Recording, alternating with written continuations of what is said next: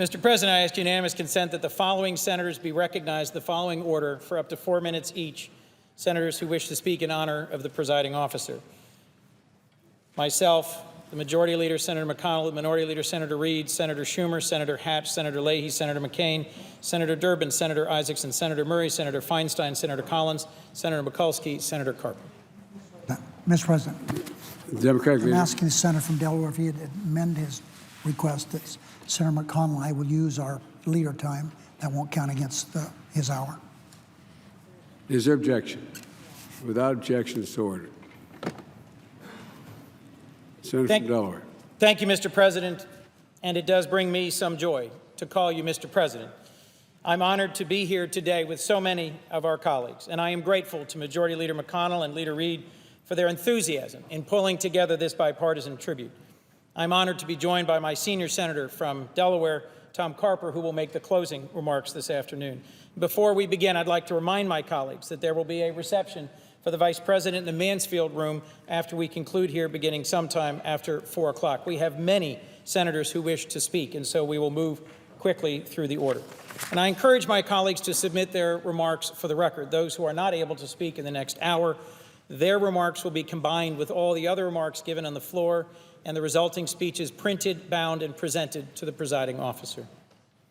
Mr. President, in a place known these days for some disagreements, my colleagues, our colleagues, Republicans, Democrats, and Independents are all here today because we agree on one powerful and simple thing: our deep gratitude for the difference that you've made in your decades in public service. The greatest honor of my life is to serve in the seat that you held for 36 years, and not just literally this seat in the Senate, but also a seat on the 715 Amtrak train down from Wilmington every morning. You logged over 2 million miles on Amtrak and millions more traveling around the world, fighting for our country. And as long as I have the privilege of representing our state in the Senate, I'll be humbled by the challenge of living up to your legacy, of fighting for and making a real difference for the people of our shared home. Like so many Americans, I've long been inspired by your loyalty to your family, and I'm so glad to see so many familiar faces in the gallery today. This job requires a strong partner and a teammate, and to Dr. Biden, to Jill, your unwavering support of your family, for Delaware and your country, is something for which we are all deeply grateful. Mr. President, as a son of Delaware and of Catherine Eugenia and Joe Sr., you've never forgotten from where you came or for whom you're fighting. Even as Vice President, our fellow Delawareans have the blessing of a surprise visit week in and week out to see you at the Columbus Day breakfast or Return Day or the St. Anthony's procession.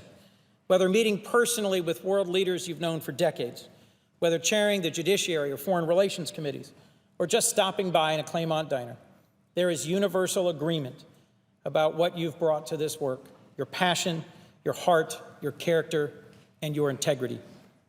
That's because you genuinely listen to people. You ask them questions, and then you lift them up. We know that when you give us your word as a Biden, you mean it, and you'll keep it.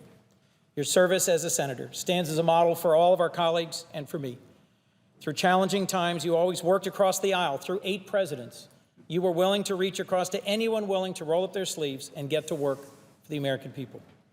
Mr. President, so many families across Delaware and this country, and I myself, as we've struggled with loss, maybe the loss of a job or loss of hope or the impending loss of a loved one, have experienced the incredible personal comfort and power of a call from you. When it comes to providing advice and inspiration that touches our hearts and makes a real difference, no one is better than you. We know you will share our challenges. You will give us meaningful comfort and encourage us, and that you will fight for us. As we look ahead to next year and beyond, I know you and Jill have so much more great, good work to do, starting with the fight to cure cancer through the Cancer Moonshot. And this next chapter will be every bit as exciting and meaningful as the life of service you've led for 44 years. What an honor to see you in the chair earlier this week as the Majority Leader led the Senate in a unanimous vote to rename a title of the 21st Century Cures Cancer Initiative after Bo. That bill, which we passed finally just an hour ago, would not have happened without your leadership. Now, Mr. President, let me close with the line that you know all too well, a line you shared with me and many others countless times, sometimes from this very desk.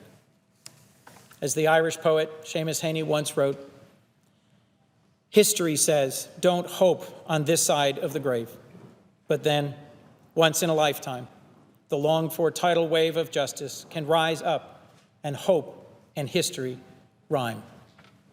No one, sir, no one has done more to make hope and history rhyme than you. Thank you, Mr. President, for your service, your counsel, your advice, your friendship, and your leadership. It's now my pleasure to yield to the Majority Leader, Senator McConnell of Kentucky, who has been so generous with the floor time and support for this afternoon.